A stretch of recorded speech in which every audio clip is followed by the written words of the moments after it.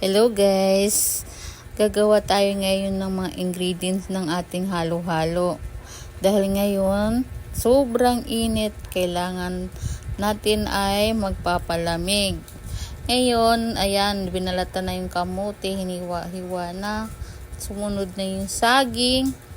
At hiwa-hiwain din natin kasi ilalaga natin yan. Ayan, ilalaga natin ng kamote. Lagyan konting asukal, hahaluin. Ayan, sunod naman natin yung saging. Lagyan ng asukal, parang tumamis siya. Siyempre, para sa halo-halo. Ngayon, yung langka naman, himay-himayin natin.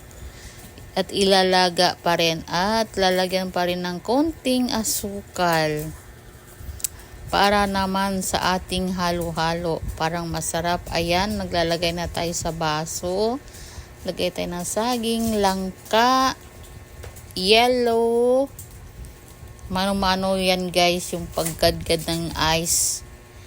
Kasi, kailangan ikaw gagawa ng panghalo-halo mo sa yellow. Ayan, maglalagay tayo ng sago. Malilit yung sago yung nabili namin.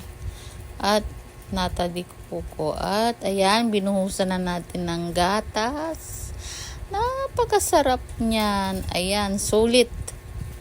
Naglagay ulit ng kamuti, saging at langka.